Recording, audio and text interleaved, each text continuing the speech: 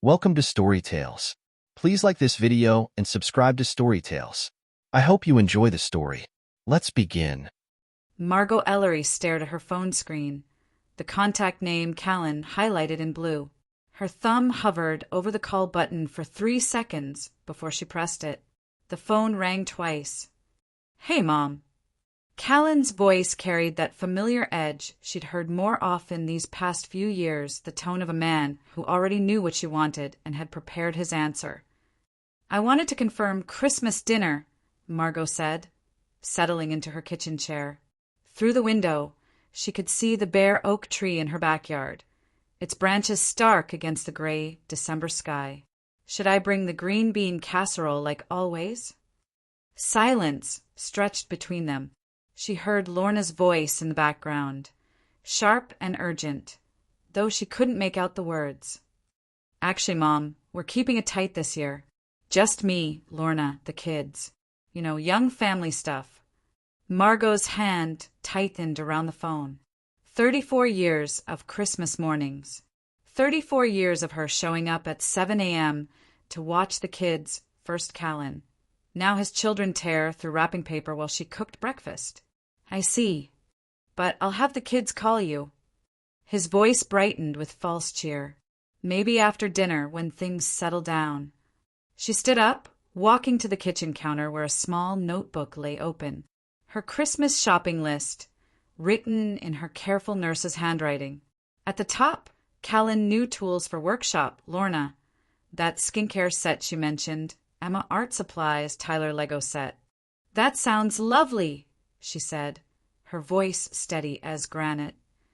"You understand, right? It's just, Lorna's been stressed about the holidays, and with the kids getting older, they want their own traditions." "Of course." Margot closed the notebook. "Give everyone my love." "I will. Love you, Mom." The line went dead. Margot set the phone down and looked around her kitchen. She'd already bought a 20-pound turkey. The cranberry sauce sat cooling in the refrigerator. 3 pumpkin pies lined the counter, made from scratch yesterday evening. She walked to her bedroom, knelt beside the bed, and pulled out a metal filing box. Inside, organized in manila folders, with important papers of her life, birth certificates, her nursing license, insurance policies, and there in the folder marked property, the deed to 47 Maple Ridge Drive, Silva, North Carolina, the house where Callan lived with his family. The house she'd bought with her pension money when he'd gotten married, because Lorna had insisted they needed their own place, but Callan's credit couldn't qualify for a mortgage. The house that remained in Margot's name because she'd learned, after 30 years of nursing, that people got sick and lost jobs and made bad decisions, and sometimes the only thing standing between them and disaster was someone else's good planning. She read the deed twice, then folded it and placed it back in the folder. Her laptop sat on the small desk in the corner. She opened it and navigated to her bank's website, entering her login information with practiced efficiency. The automatic payments page loaded. Mortgage payment to First National Bank, $2,847, scheduled for the first of every month for the past 8 years. Margot clicked Cancel Automatic Payment and confirmed her selection. "No seat at the table," she said to the empty room. "No roof over your head." The next morning, Margot sat at her kitchen table with a cup of black coffee and the photo albums she kept in the hall closet. She rarely looked at them anymore, but something about yesterday's call made her want to remember. The first album opened to pictures of Callan as a baby. Her 28-year-old self smiled back from the photographs, holding a chubby-cheeked infant. No husband in these pictures. David had left when Callan was 6 months old, unable to handle the crying and the responsibility and the way their life suddenly revolved around someone else's needs. She turned the page. Callan, at 3, missing his front teeth, wearing a baseball uniform that was too big for him. She remembered working double shifts at Regional Medical to pay for Little League registration. 8 hours in the ER, then another 8 at the county hospital across town. She'd sleep for 4 hours, pick him up from daycare, make dinner, help with whatever 3-year-olds needed help with, and do it again, more pages. Callan's first day of school. She'd taken a rare day off to walk him to the classroom, staying until he stopped crying and found a friend to play with. The teacher, Mrs. Rodriguez, had pulled her aside. "Most parents just drop them off," Mrs. Rodriguez had said. "You don't need to worry so much." But Margot had worried about everything. Whether he was eating enough, whether the other kids were kind to him, whether he felt different because he didn't have a father at home, did a photograph of Callan at 8, smiling widely to show off his new braces. She flipped to her journal from that year, the small notebook where she'd tracked expenses and appointments and the endless details of single motherhood. Orthodontist, $3,500 down payment. Sold wedding ring to Morris Jewelry, $4,200. Enough to cover treatment. C doesn't need to know things are tight. He just needs straight teeth and confidence. She told him the ring was being cleaned. By the time he might have noticed it was gone for good, she bought a simple gold band at the pharmacy to wear on special occasions. More journal entries. C accepted to state partial scholarship, but still need $18,000 per year. Picked up weekend shifts at Memorial. Body's tired, but mind's clear. He deserves this chance. Then, 2 years later, C dropping out. Says business major isn't for him. Wants to start a company with roommate. $36,000 in student loans. Nothing to show for it. Told him I'd handle the debt. What else can I do? He's my son. The photographs showed Callan at 20, confident and smiling, standing next to a beat-up Honda Civic. His first car, which she'd co-signed for when his credit application was rejected. 6 months later, he defaulted on the payments and she'd taken over the loan. She closed the album and pulled out another journal, this one more recent. 5 years ago, when Callan had started his web design business and needed startup capital. Lent C $15,000 from retirement savings. He says the business will take off within a year. Contracts lined up, he says. I believe him because I have to. Because he's trying and trying matters. The business had lasted 18 months before folding. Callan had apologized, promised to pay her back, then never mentioned it again. When she'd brought it up once, 6 months later, he'd looked genuinely confused. I thought that was a gift, Mom. I mean, you knew I was struggling. She'd let it go, because he was struggling, and because she'd raised him to believe she would always be there to catch him when he fell. Maybe I made it too easy, she whispered, closing the journal. Her phone buzzed. A text from her neighbor Betty. Saw your Christmas lights up already. Early bird this year. Are you hosting the big family dinner again? Margot stared at the message, then typed back. Plans changed this year. She walked to the living room and unplugged the Christmas lights. 47 Maple Ridge Drive sat on a quiet street lined with modest ranch houses and mature trees. Callan Ellery stood in his driveway, examining the frost-covered windshield of his aging Toyota Camry, when his phone rang. Mr. Ellery? This is Janet Morrison from First National Bank. Yeah, hi. He scraped at the ice with his credit card, the phone pressed between his ear and shoulder. I'm calling about your mortgage payment. We show that your December payment hasn't been received, and it's now the 15th. Callan stopped scraping. That's impossible. It's on auto pay. I'm looking at the account now, and the automatic payment was canceled on December 8th. We sent a notice to the address on file, but perhaps you didn't receive it. He walked to the mailbox at the end of the driveway, phone still pressed to his ear. Inside, 3 days' worth of mail, including a thick envelope from First National Bank that he'd ignored along with the usual stack of bills and advertisements. I'll call you back, he said, hanging up. Inside the house, Lorna was setting up her phone to record herself making breakfast. She'd started a lifestyle blog 2 years ago that had grown into a modest social media presence. Morning routine with my favorite overnight oats recipe, she said to the camera, her voice bright and practiced. We have a problem, Callan said, tearing open the bank envelope. Hold on. She finished her recording, then looked at him. What kind of problem? He read the letter twice before the words sank in. The mortgage payment bounced. Or no, it was canceled. Mom canceled the autopay. Lorna's face went pale beneath her carefully applied makeup. What do you mean, canceled? I mean, the automatic payment from her account to the bank stopped. He pulled out his phone and tried calling Margot. It went straight to voicemail. Mom, it's me. There's some kind of mix-up with the mortgage payment. Can you call me back? He tried again an hour later, then again that afternoon. By evening, he'd left 12 messages. This is ridiculous, Lorna said. They were sitting at the kitchen table after dinner, the kids upstairs doing homework. She's having some kind of tantrum because we didn't invite her to Christmas. She's not the tantrum type, Callan said, though doubt crept into his voice. His mother had always been steady, predictable. When he was a child, other parents yelled or cried or threatened. Margot just got quiet and handled things. Then call the bank. Tell them to take the payment from our account. With what money? We've got maybe $800 in checking. He rubbed his face with both hands. The business has been slow and Christmas presents for the kids and your car repair last month. So fix it. You're her son. She loves you more than anything in the world. Whatever this is about, she'll get over it.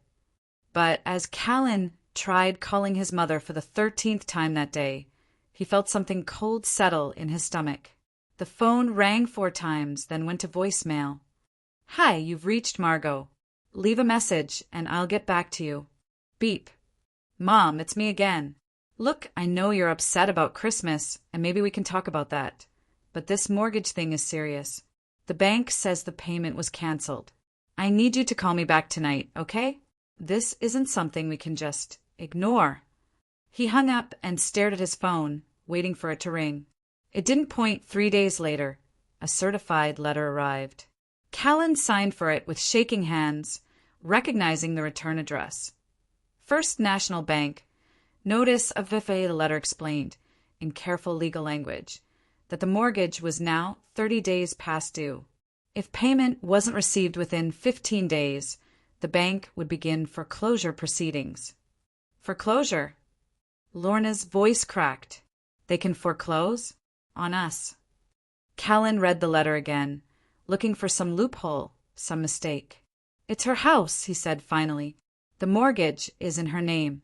If she stops paying, then she loses the house. Why would she do that to herself? But even as Lorna asked the question, they both knew the answer. The house was paid more than halfway down. Even if it went to foreclosure, Margot would walk away with equity. They would walk away with nothing. Callan tried calling her again. This time the phone didn't even ring, just went straight to a message saying the number was no longer in service. She changed her number, he whispered. Lorna stared at him. Your mother disconnected her phone. She disconnected her phone.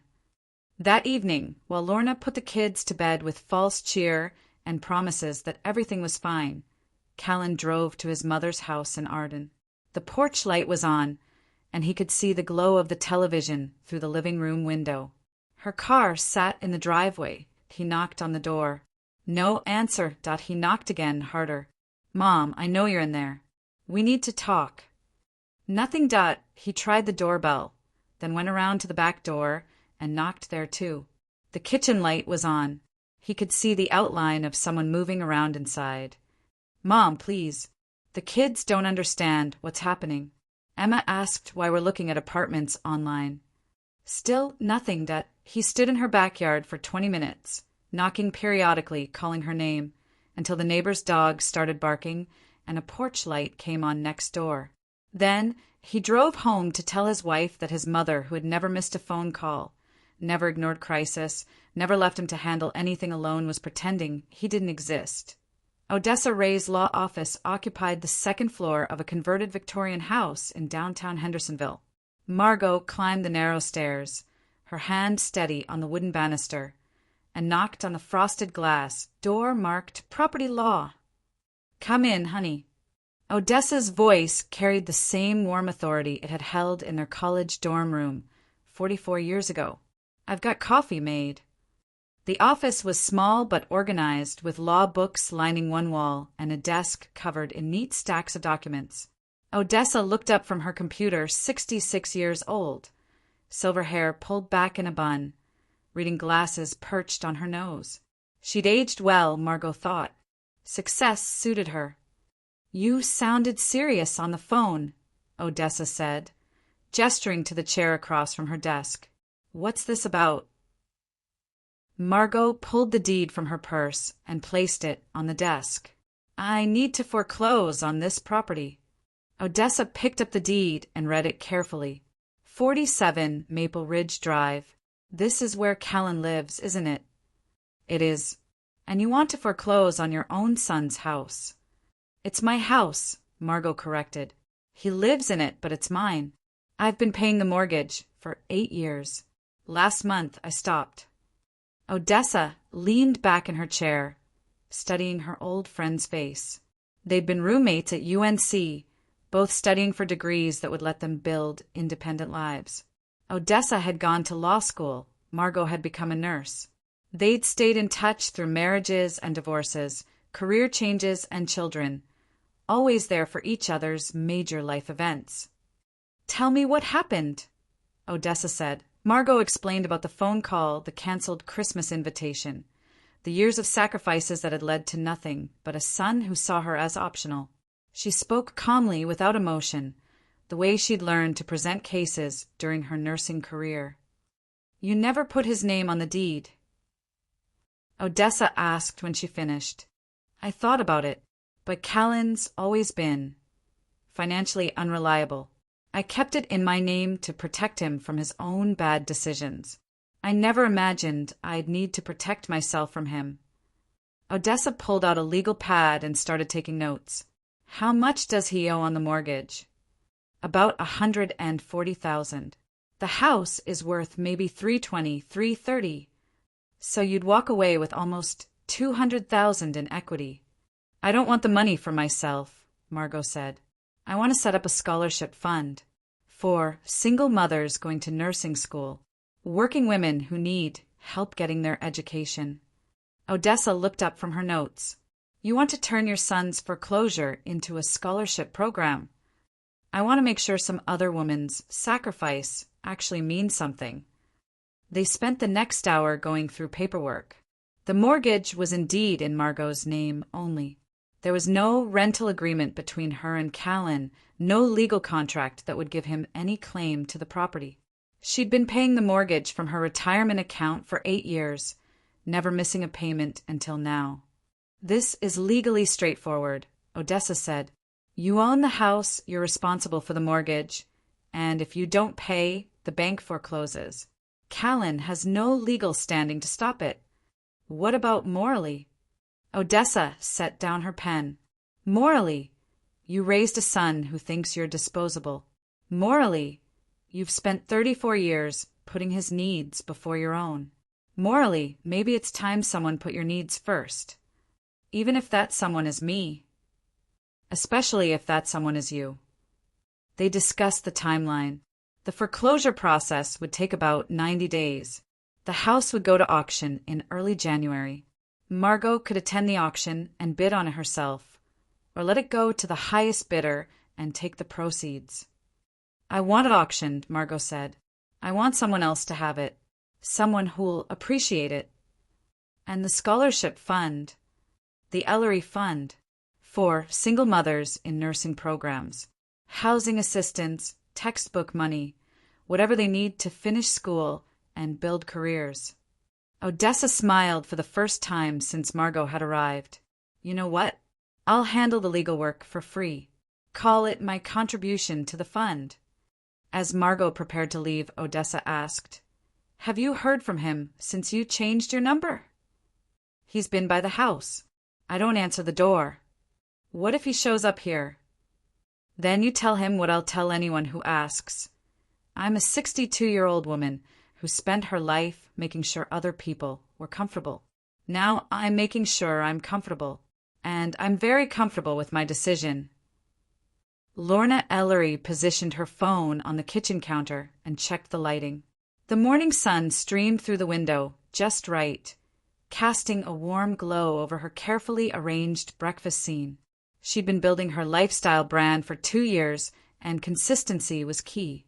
Her followers expected their daily dose of authentic family life. "Good morning, beautiful people," she said to the camera, her voice bright despite the knot of anxiety in her stomach.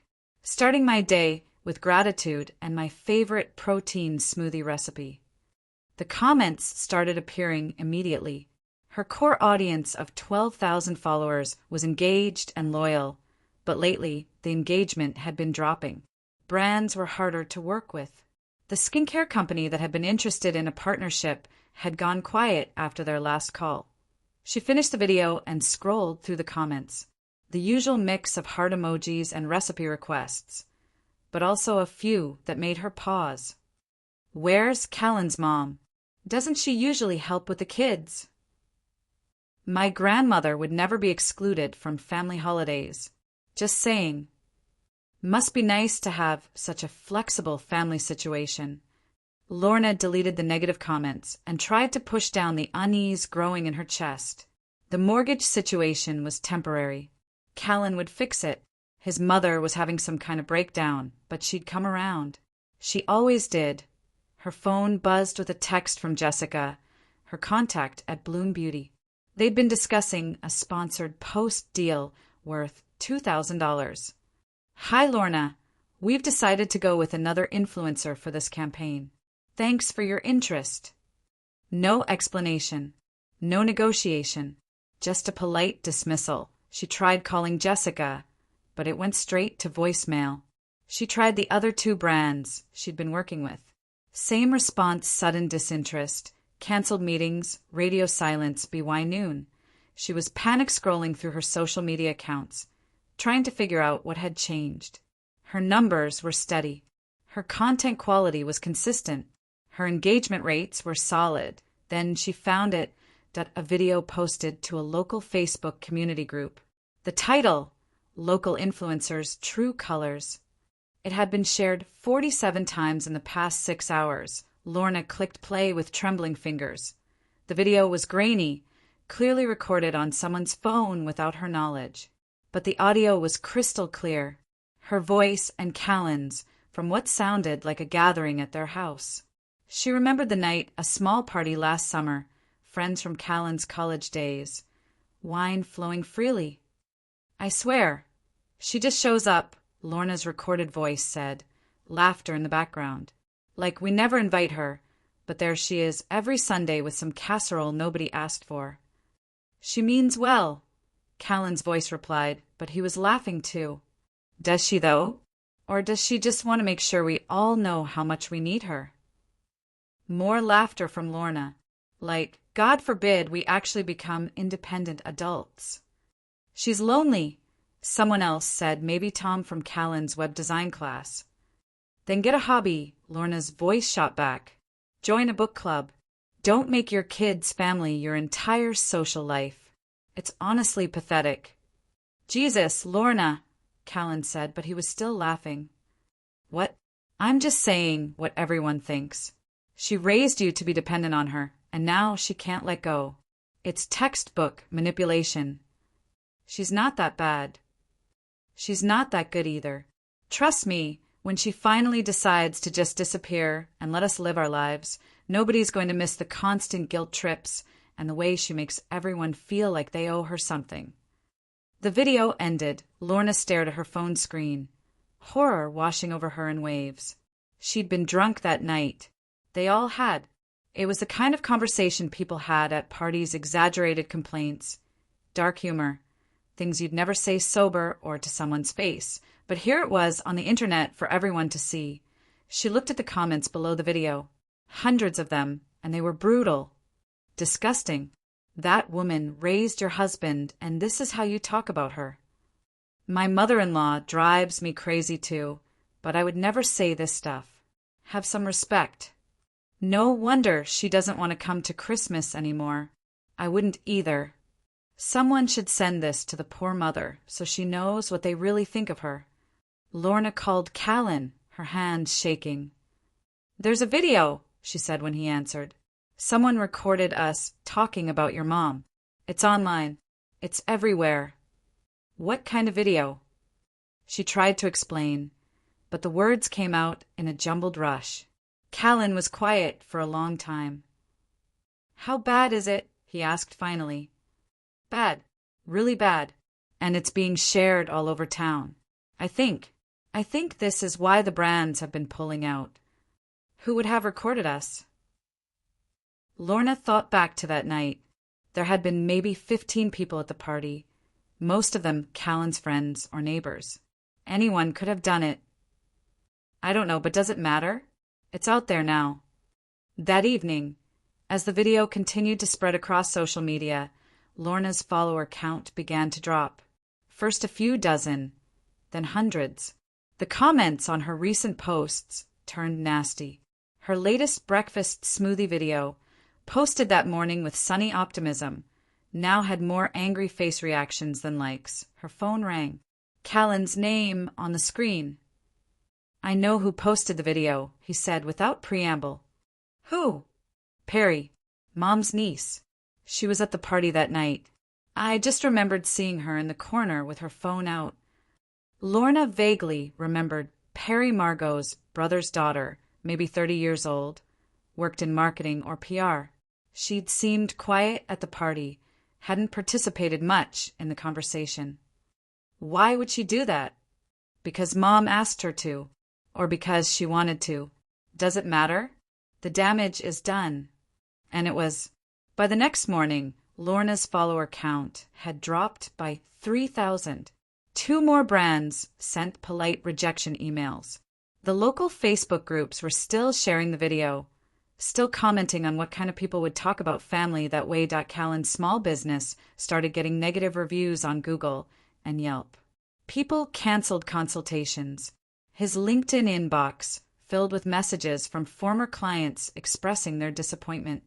"It's not fair," Lorna said, sitting at their kitchen table while the kids watched cartoons in the living room, blissfully unaware that their world was crumbling. "We were drunk. It was a private conversation. Everyone says stuff like that sometimes." "But everyone doesn't get caught saying it," Callan replied. "And everyone's mother isn't about to take their house away." The law office of Mitchell and Associates occupied a strip mall space between a dry cleaner and a tax preparation service. Callan sat in the waiting room, staring at a poster about workers' compensation claims, while Lorna filled out intake forms. "Mr. Ellery." A young man in an ill-fitting suit appeared in the doorway. "I'm Dan Mitchell. Sorry to keep you waiting." Mitchell's office was small and cluttered, with law books stacked on every surface and a coffee-stained desk calendar showing December 2024. He looked like he was maybe 30 years old, fresh out of law school and hungry for clients. "So you want to stop a foreclosure?" Mitchell said, reviewing the forms Lorna had completed. "And the property belongs to your mother." "She's not thinking clearly," Callan said. "This whole thing started because she was upset about Christmas plans. She's using the house as leverage to force us to, I don't know, apologize or something." "Is your name on the deed?" "No, but..." "Is there a rental agreement between you and your mother? Any document that establishes your right to live in the property?" "It's not like that. She bought the house for us. When we got married, she said she wanted us to have our own place, but our credit wasn't good enough for a mortgage. So she bought it and let us live there." Mitchell made notes on a legal pad. "For how long?" 8 years. "And you've been paying rent?" Callan shifted in his chair. "Not exactly. She pays the mortgage from her retirement account. We handle utilities and upkeep." "So you have no legal claim to the property, no written agreement establishing tenancy, and no history of rent payments." "But she bought it for us," Lorna interjected. "She said it was so we could have our own home." "What she said doesn't matter legally. What matters is what's on paper." Mitchell leaned back in his chair. "Without documentation, you're essentially house guests. and house guests can be asked to leave. Callan felt the room spin slightly. There has to be something we can do. You could try to negotiate with her directly. Apologize for whatever caused this rift. Offer to take over the mortgage payments. We can't afford the mortgage payments. That's why she was paying them in the first place. Then you could try to refinance in your own name. Our credit is shot. I've been self-employed for 5 years, and the business isn't exactly thriving.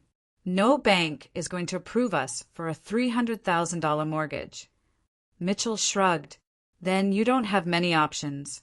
You can't force someone to pay a mortgage on a house they own, and you can't establish tenancy rights retroactively.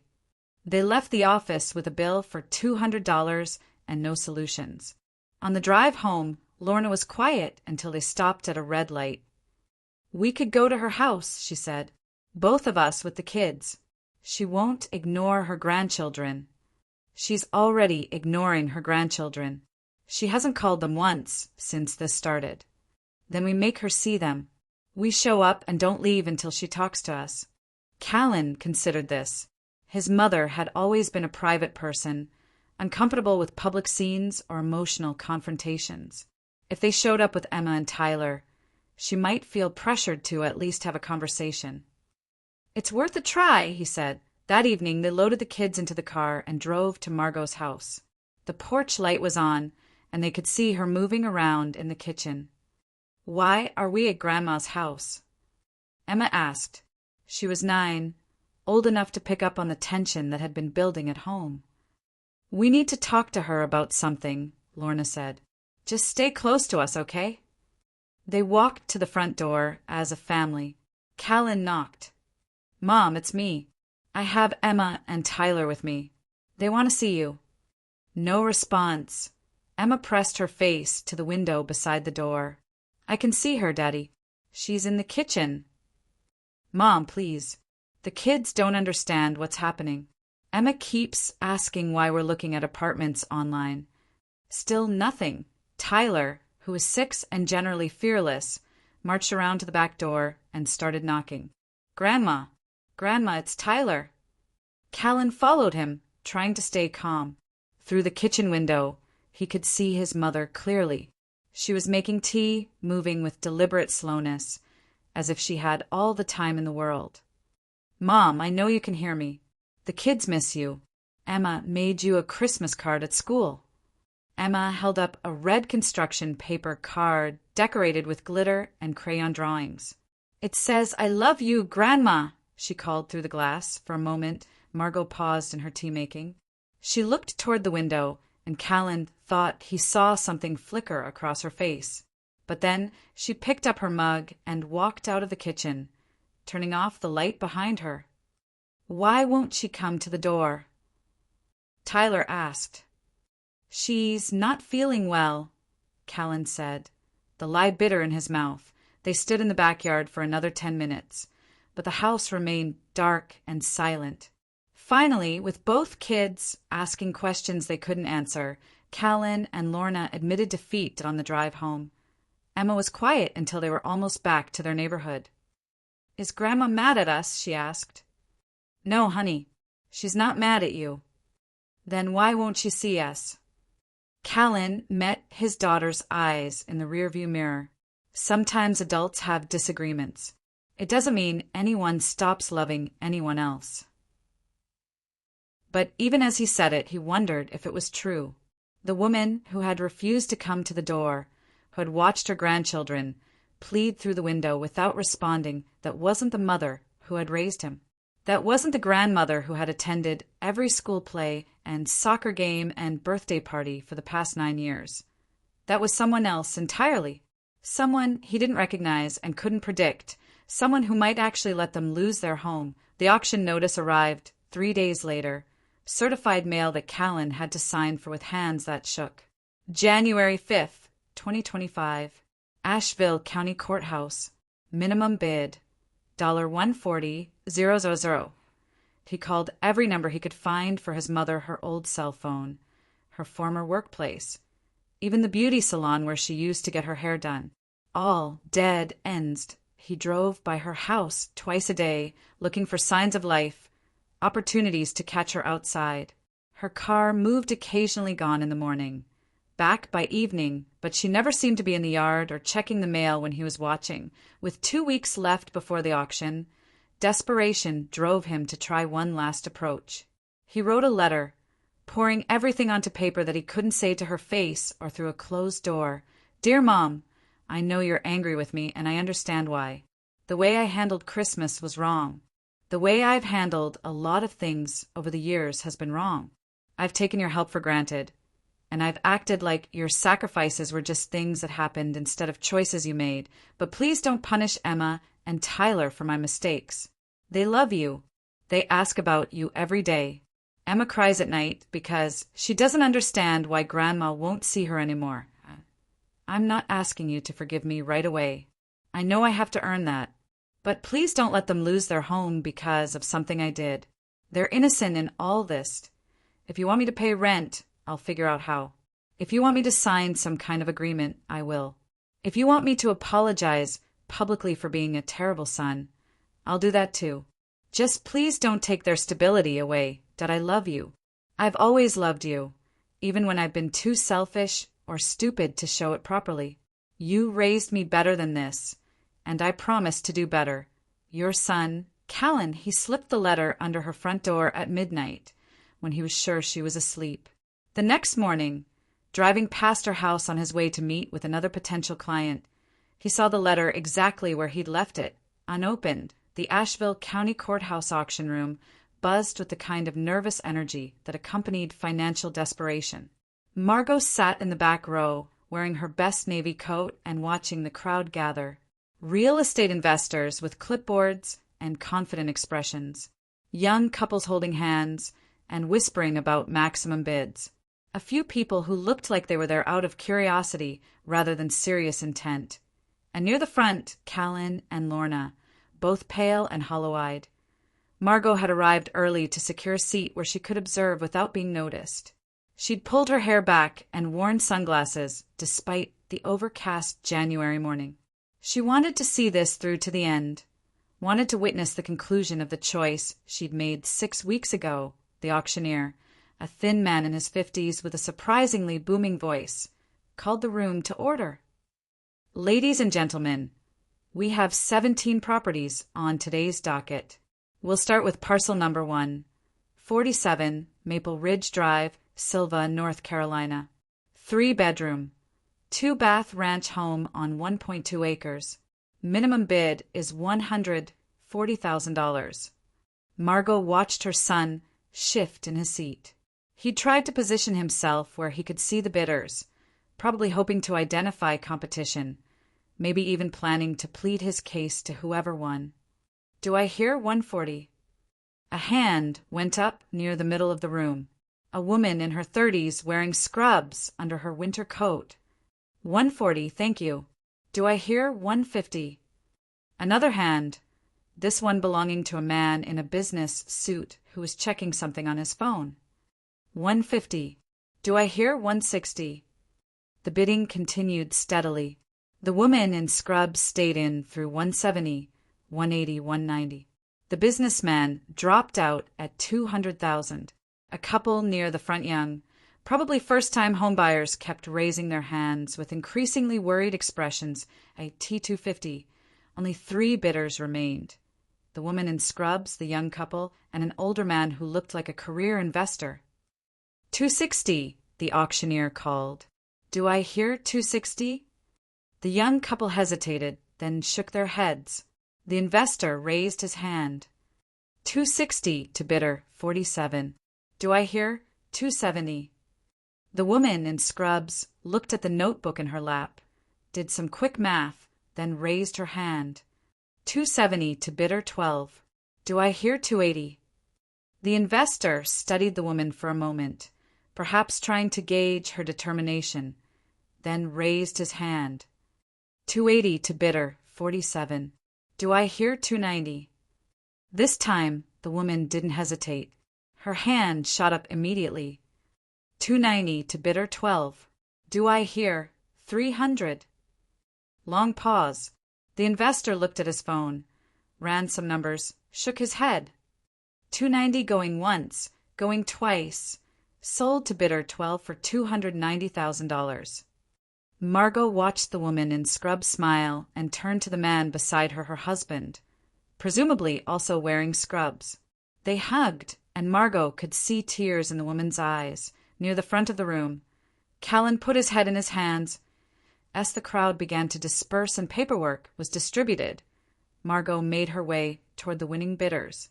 The woman was on her phone, presumably calling someone with the good news. "That was our first auction," she was saying. "I know, I can't believe it either. It's perfect, Tom. 3 bedrooms. Big yard for the baby when she starts walking. And it's only 20 minutes from the hospital." Margot waited until she finished the call, then approached. "Congratulations," she said. "I couldn't help but notice your scrubs. Are you nurses?" The woman smiled. "We are. I'm Kelly Morrison. This is my husband, David. We both work in the ER at Regional Medical." "Margot Ellery. I'm a retired trauma nurse. Worked at Regional for 15 years before they moved me to the county hospital." "Oh my God, really? You might have trained me. I've been there for 8 years." They chatted for a few minutes about mutual colleagues and changes at the hospital. Kelly explained that they'd been looking for a house for 2 years, saving every penny while living in a cramped apartment with their 10-month-old daughter. "The housing market has been impossible," David said. "Everything in our price range gets bought by investors before we can even see it." "Well, you got this one," Margot said. She reached into her purse and pulled out a small white card. "Kelly, I'd like you to have this." Kelly took the card and read it. Her face went pale. "I can't. Ma'am, this is a check for $35,000. First year's mortgage payments," Margot said. "Consider it a welcome to the neighborhood gift. From one nurse to another." "But why? You don't even know us." Margot glanced toward the front of the room, where Callan and Lorna were gathering their things with defeated movements. "Because I believe in supporting people who work hard and take care of others. Because nurses understand sacrifice and you've earned this chance." She paused. "There's one condition, though. The previous owners planted a beautiful garden in the backyard. Roses, tomatoes, herbs. I'd appreciate it if you'd take care of it." Kelly's eyes filled with tears. Of course we will. But this is too much. We can't possibly." "You can and you will. Use it wisely, and when you're established and successful, help another young nurse get started. That's how it works." Before Kelly could protest further, Margot turned and walked away. She didn't look back as she left the courthouse, but she heard Kelly calling, "Thank you," behind her. In the parking lot. She passed Callan and Lorna loading into their car. Callan looked up as she walked by. Their eyes meeting for the first time in 6 weeks, he opened his mouth as if to speak, but Margot kept walking. She had nothing to say to him. Not today, maybe not ever. The conference room at Hendersonville Community Bank smelled like fresh coffee and new leather. Margot sat at the polish table with Odessa, Beck Martinez from Martinez Construction, and Amanda Chin, the bank's nonprofit specialist. "So the Ellery Fund will provide housing assistance, textbook allowances, and emergency financial support for single mothers enrolled in nursing programs," Amanda was saying, reviewing the documents spread before them. "The initial funding is $290,000 from the property sale, plus matching funds from 3 local donors." Beck looked up from the architectural sketches he'd been studying. "The nurse dorm project is ambitious but doable. 12 studio apartments, common areas for studying, on-site childcare facility. I can have it completed by next fall if we break ground in March." "The location you've selected is perfect," Odessa added. "Walking distance to both the community college and regional medical. And because it's zoned for multifamily housing, we won't have any regulatory issues." Margot had spent the past month working with these 3 to turn her anger into something constructive. The house sale had provided the initial capital, but she'd also reached out to former colleagues, local business leaders, and others who understood the challenges facing working mothers in healthcare. Dr. Patricia Williams, the chief of staff at Regional Medical, had pledged $50,000. The nursing school dean had committed to providing academic support services. 3 local businesses had agreed to offer part-time employment with flexible schedules. "We'll need to establish selection criteria," Amanda said. "Income limits, academic requirements, that sort of thing." "I want the focus to be on potential, not just grades," Margot said. "Some of the best nurses I've worked with struggled in school initially. They had kids to take care of, jobs to work, limited study time. But they had the heart for it." "What about applications? How do we spread the word?" "I'll handle that," Margot said. "I know every nurse manager, every instructor, every clinical coordinator in 3 counties. Word will get out." They spent another hour reviewing budgets and timelines. The fund would launch in March, accepting its first applications for the fall semester. The housing project would follow as quickly as Beck could build IT. I guess the meeting concluded. Amanda handed Margot a folder of paperwork. "You'll need to sign here and here for the nonprofit status, and here for the board of directors formation." Margot looked at the list of names. Odessa Ray, president. Beck Martinez, vice president. Dr. Patricia Williams, secretary. And at the top, Margot Ellery, founding director. "You sure you want to do this?" Odessa asked. "Running a nonprofit is a full-time job. I'm 62 years old and retired. What else am I going to do with my time?" That evening, Margot sat in her living room reviewing applications for the fund's first round of assistance. She'd put out word through her network, and the response had been overwhelming. Single mothers working as CNAs while studying for their RN. Divorced women trying to build new careers. Young mothers who dropped out of school when they had children and were now ready to finish. Each application told a story of determination and sacrifice. Maria Rodriguez, 28, working nights at a nursing home while taking prerequisite courses during the day. Her 3 kids stayed with her mother on the nights she worked. Rachel Thompson, 34, whose husband had left when their youngest was diagnosed with special needs. She wanted to become a pediatric nurse. Jennifer Walsh, 22, who'd gotten pregnant in high school and was now working toward her dream of becoming a labor and delivery nurse. Stories that reminded Margot of her own journey 35 years ago. Except these women wouldn't have to do it alone. Her phone rang. Beck's name on the screen. "Margot, I just got off the phone with the Channel 8 news director. They want to do a feature story on the Ellery Fund. Human interest piece about turning personal challenges into community support. I don't need publicity. The fund does. The more people know about it, the more support we'll get. Donations, volunteers, maybe some corporate sponsors." Margot considered this. She'd always avoided attention, preferred to work behind the scenes. But if media coverage could help more women get the support they needed, set it up, she said. The interview aired the following Tuesday. Margot sat in her living room, wearing the same navy coat she'd worn to the auction, and told the reporter about her career as a nurse, her commitment to helping working mothers, and her belief that everyone deserved a chance to build a stable future. She didn't mention Callan or the house. She didn't need to. The story was about the fund, about the women it would help, about the future she was building rather than the past she was leaving behind. Within a week, the fund had received another $30,000 in donations.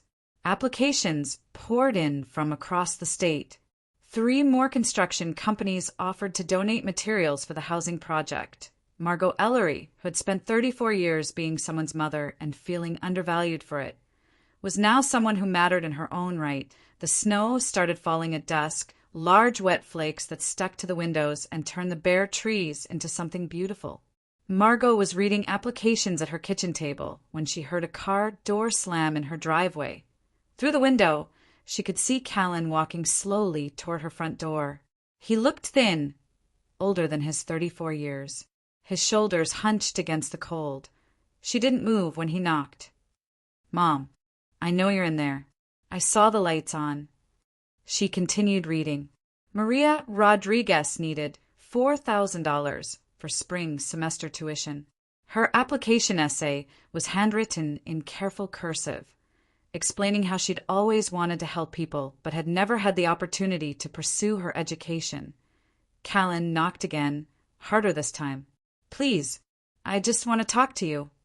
Margot set down Maria's application and looked toward the door. She could see Callan's silhouette through the frosted glass, wavering slightly as he shifted his weight from foot to foot. "I have nothing left," he called. "The house is gone. Lorna left last week, took the kids, and moved in with her sister. My business is finished. Everyone in town knows what kind of person I am." She picked up the next application. Rachel Thompson wanted to work in pediatric oncology because her daughter had survived leukemia, and she'd seen how much difference a caring nurse could make. "I know I don't deserve your forgiveness. I know I ruined everything. But can we just talk? Please." Margot stood up and walked to the door, her hand resting on the deadbolt. Through the glass, she could see Callan more clearly. His hair was longer than he usually wore it uncombed. His coat was thin for January weather. "Mom." She could open the door. She could let him in, make him coffee, listen to his apologies and his promises to do better. She could offer him a place to stay while he got back on his feet, maybe help him rebuild his relationship with his children. She could go back to being the mother who sacrificed everything for a son who took it for granted. Instead, she turned the porch light off. "You had me for 34 years, she said, loudly enough for him to hear through the door. "You didn't want me for Christmas, so why should I give you January?" Silence. Then footsteps moving away from the door. Margot returned to the kitchen table and her applications. Through the window, she watched Callan sit in his car for several minutes before finally driving away. She never saw him again. 6 months later, Margot's dining room table was set for 7. Odessa had brought homemade rolls. Beck had contributed wine from a vineyard his brother owned in Virginia. Dr. Williams had made her famous peach cobbler. Perry, the niece who had recorded and shared Lorna's cruel comments, brought flowers from her garden. And seated at the far end of the table was Maria Rodriguez, the first recipient of Ellery Fund assistance, who had just passed her final nursing exam and been offered a position in the cardiac unit at Regional Medical. "I want to propose a toast," Margot said, raising her glass of wine, "to loyalty, the kind that doesn't come with conditions." They drank, and the conversation flowed easily. Stories from the hospital, updates on the housing project, plans for expanding the fund to include a mentorship program. Maria shared her excitement about starting her new job, about being able to provide stability for her children. "None of this would have happened without the Ellery Fund," Maria said. "Without Margot believing in me when I didn't believe in myself." "You did the work," Margot replied. "I just made sure you had the opportunity." As the evening wound down and her guests prepared to leave, Odessa lingered in the kitchen while Margot started on the dishes. "Any regrets?" Odessa asked quietly. Margot considered the question as she rinsed wine glasses and stacked plates. Did she regret losing her son? Did she regret that Emma and Tyler, wherever they were living now, probably didn't understand why Grandma had disappeared from their lives? "I regret that I waited so long to stop enabling him," she said finally. "I regret that I taught him to expect sacrifice without reciprocation. But I don't regret protecting myself." "The fund has helped 43 women so far," Odessa said. "The housing project will be ready for residents in September. You've built something that's going to outlast all of us." That was the point. To make sure someone's sacrifice actually meant something. After everyone left, Margot cleaned up the kitchen and sat in her living room with a cup of tea.